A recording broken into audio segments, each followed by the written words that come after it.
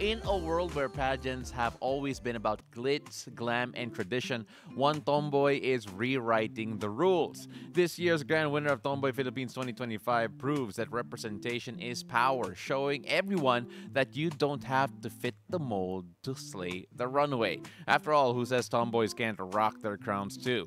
Let's give it up for Tony Ocasio Bucat right here on The Hangout. Tony, beautiful day. Welcome to the show. Hello po, hello po. Good morning po.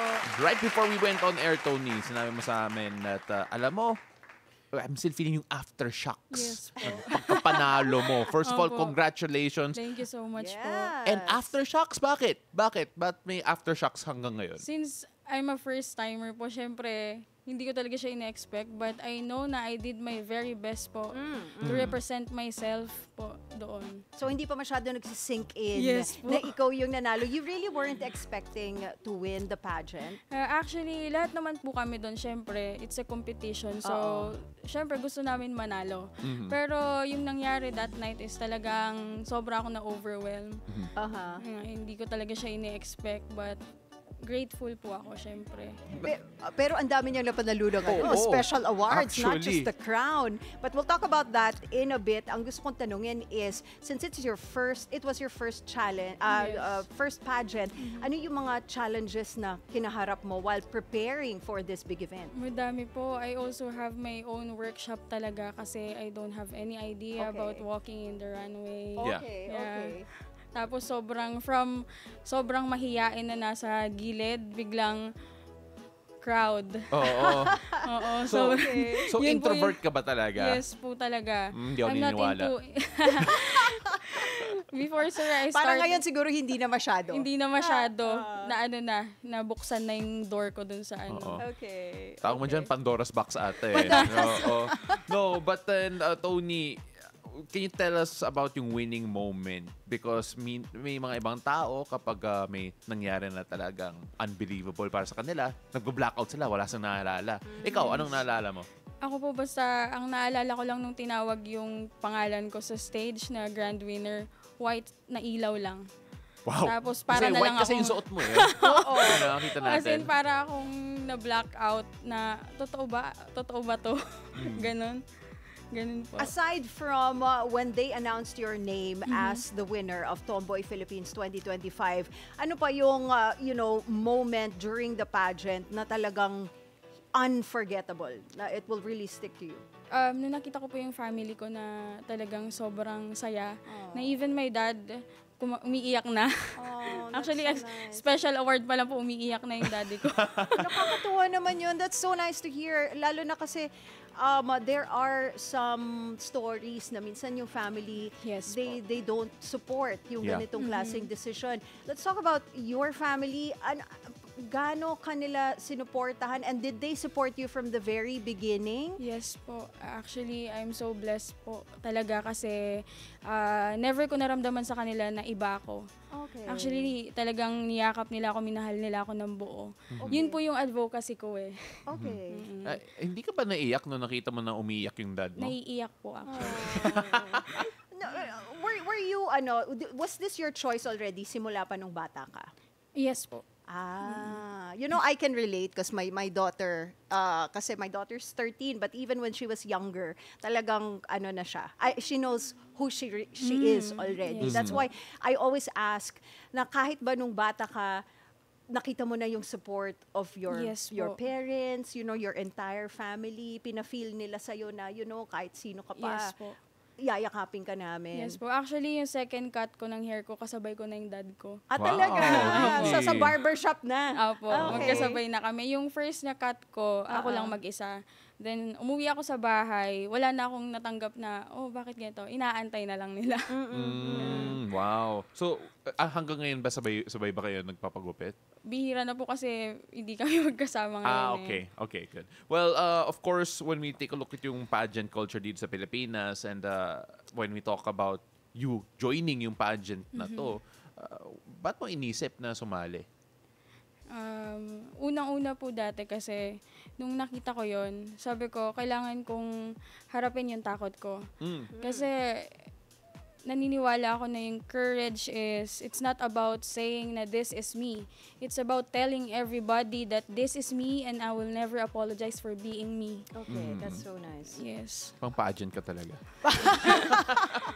But it really was very heartfelt when you said that. Yeah. You know, we mentioned kanina na aside from the crown that you're wearing right now, meron ka rin mga special awards na Yes napanalunan. Isa doon yung Best in Swimwear. Yes. Medieval-themed swimsuit competition. Can we talk about that? Isa ba yun sa mga favorite parts ng ng pageant na naaalala mo? Also, aside from that, nanalo ka rin ng Best in Costume. Yes Correct? po. Best in Formal Wear, Adonis Choice Award, and Cinderella Choice Award. Yes. Cinderella Choice Award. Yes. Sige, pag-usapan natin your special awards. Okay.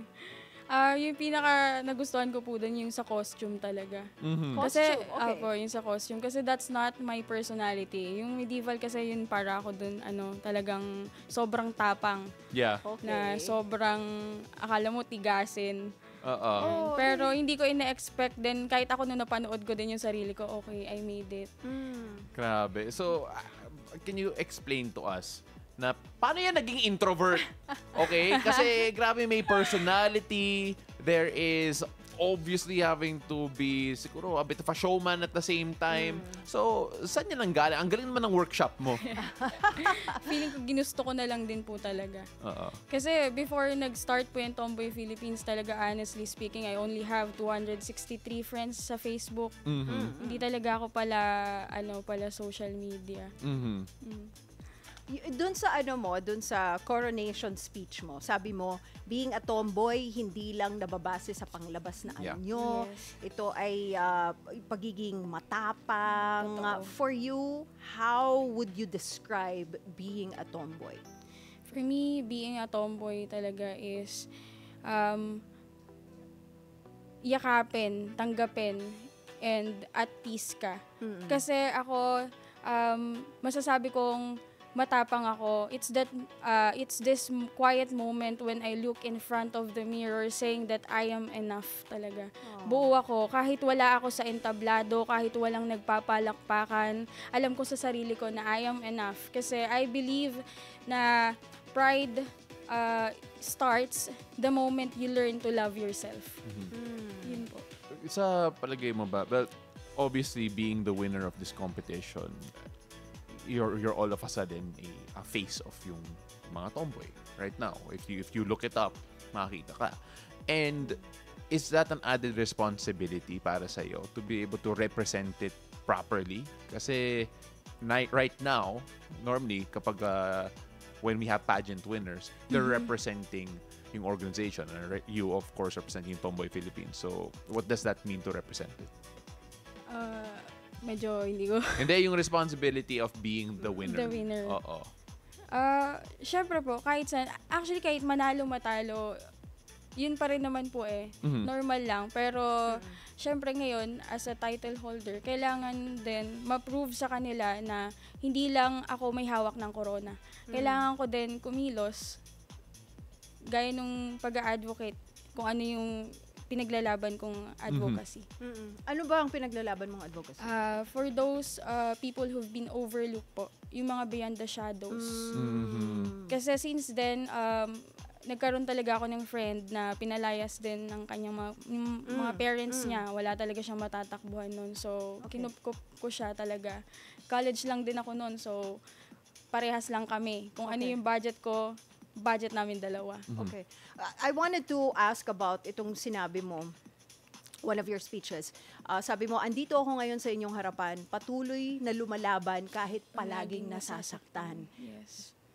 When you talk about itong mga hurts, itong mga struggles na hinaharap mo, saan ito nanggagaling? From outside forces ba ito? Kasi I know that your family supports you. So, saan nanggagaling yung ano pa ang mga itong nararamdaman mong hurts and struggles, and how do you overcome these challenges? Actually po, entering this journey, hindi talaga siya ganun kadali. Hindi pa man nag-uumpisa, hindi pa man tapos yung laban. Marami na talaga akong mga na-encounter na maraming tao talaga na gustong i-down ka. Higiting ka pababa. Yeah. Okay. Pero yon, ginawa ko talaga siyang I mean, ginawa ko talaga, sabi ko, hindi pwedeng i-down mo ko dyan. Ginawa ko yung, mas lalong nagkaroon ako ng eagerness na hindi, kailangan ko patunayan sa inyo na hindi totoo yung sinasabi nyo, na kaya ko. Okay. Alam mo, ang ganda ng sinabi mo kasi actually pwede yan lyrics sa mga song. Trademark mo yan, ha? Yeah. Oo. Feel ko pwedeng gamitin Pwede ka yan, maging songwriter in the future. Pwede, diba? But this also means that we are now seeing more representation from tomboys in general. Gaano ka-importante yung representation, especially sa mainstream media para sa'yo? Siyempre po, maging totoo lang lagi sa sarili, sir. Yun lang. Kasi wala nang iba. The moment talaga na matutunan mong mahalin yung sarili mo, okay ka na. Kaya mo nang harapin. May nag-reach out na ba na mga fans or yung mga tomboy or yung mga hindi pa, thinking about coming out and really embracing yung pagiging tomboy after this win? And of course, ano mga sinasabi nila and what does it mean to you that they are looking up to you? Parang, kasi po, sa totoo lang, hindi pa ako masyadong nag-scroll ng messages. Pero may mga iilan talaga na mga nagko-congratulate, mga nagsasabi na idol. Masarap sa feeling. Yeah. Yeah, sobra. Kung kaya ko lang sila i-accommodate isa-isa. I-accommodate ko. May mga nagpa-birthday greetings. Mga ganun. Okay. Alam mo, yung mga beauty queens sa pageant, meron silang sariling signature walk, kumbaga, on the catwalk. And, syempre, dito sa Tomboy Philippines 2025, meron din, di ba? Meron yung signature din, walk. So, ano yung signature strut mo? And pwede bang i-demo mo sa amin yan? Today, gusto namin makita. And I'm actually very curious, paano yung lakad? Okay, mga ano. Sige. Okay, sige. Gawin Papademo natin. Yes, okay. Papakita sa atin ni Tony. Tony. Yeah, so kailangan daw ng music. Kailangan may music. Okay, can we have music? Yun. Ayun, oh my gosh. Alright, so just go walk towards sa couch natin and whenever you're ready, ladies and gentlemen. Yes, from there, walking there. Okay, perfect. Okay, and would you like to make an introduction? VO artist ka naman. We got Tony, ladies and gentlemen, Tomboy Philippines 2025.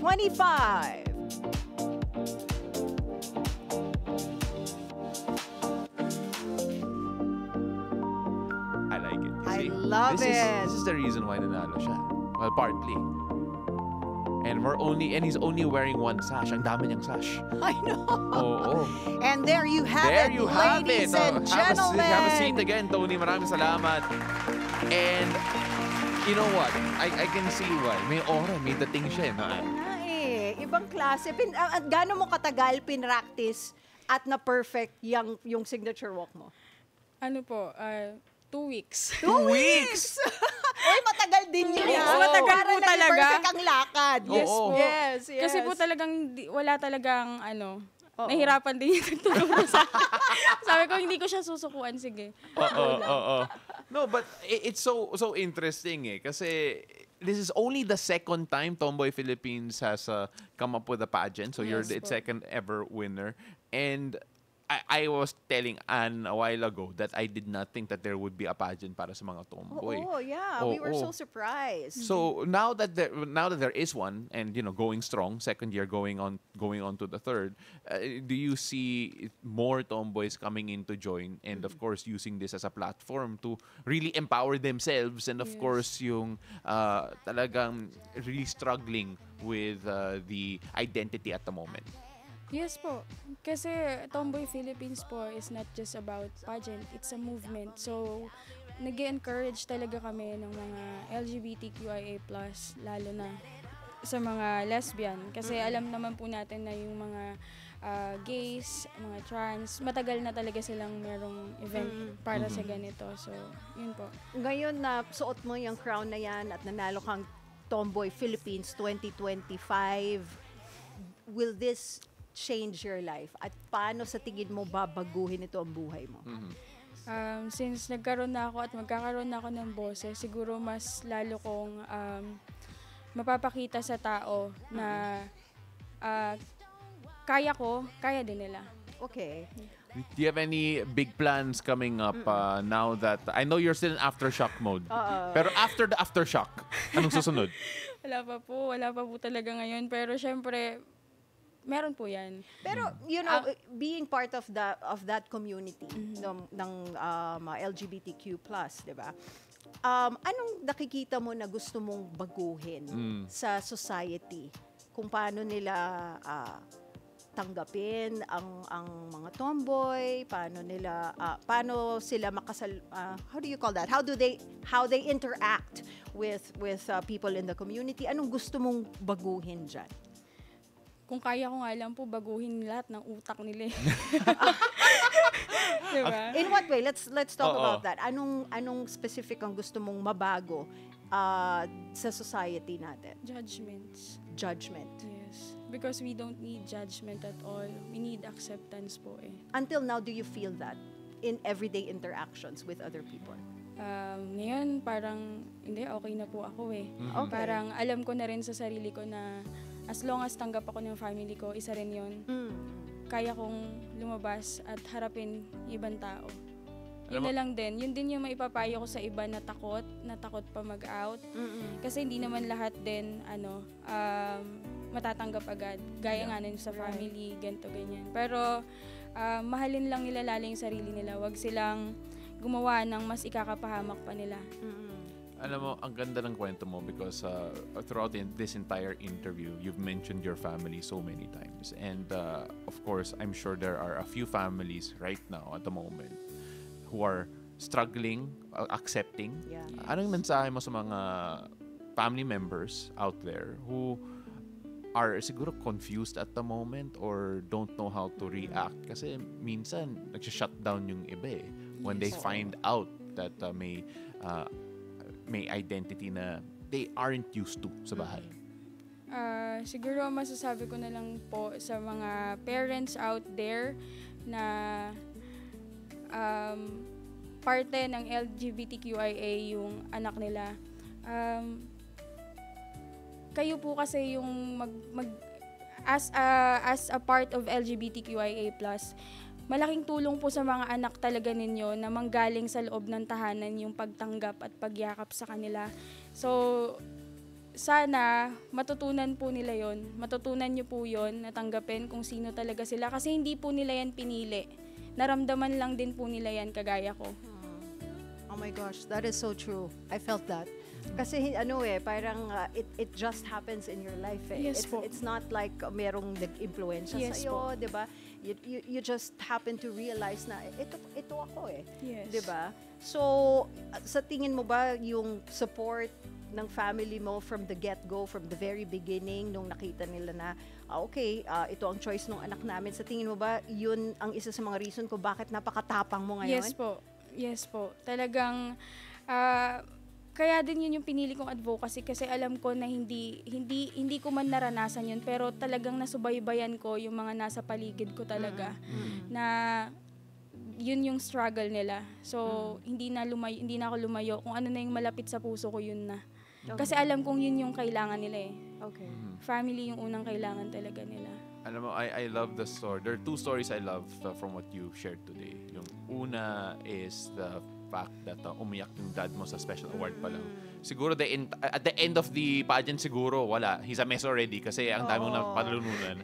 And then, at saka yung daddy talaga, you know, parang sa mga stories ng mga friends ko, kasi I studied in an all-girls school, so meron ako talaga mga barkada na tomboy sila, and then may stories talaga na ang pinaka mahirap na tanggapin yung situation nila, usually yung daddy. Yung dad, yeah. Yes. Yeah, so yung daddy mo crying dun sa pageant nung nanalo ka. And having a haircut with Klase you. yun. Yes, Yeah, po. and going to the barbershop, having your haircut together, that is something very special. Bonding yan. Diba? Diba? So, I'm sure your dad is, your family's watching, Yes, especially now your they're dad. Yeah, so, Kung gusto mo, Nakakaumiyak ka kung ulit gusto mo dyan. mag-message sa daddy mo or to your family, anong sasabihin mo sa kanila? To my family, friends, and to my angels out there, I would like to say thank you for all of your support since day one. Yung crown na ito, yung victory na ito, hindi lang to sa akin, para sa ating lahat to. Para sa ating lahat, para sa inyo na naniniwala sa akin simula umpisa. Will that be the greatest achievement for you na mas dumami yung acceptance from the parents to yung mga anak nila that are struggling with this identity? Would that be the biggest victory for you? Yes po.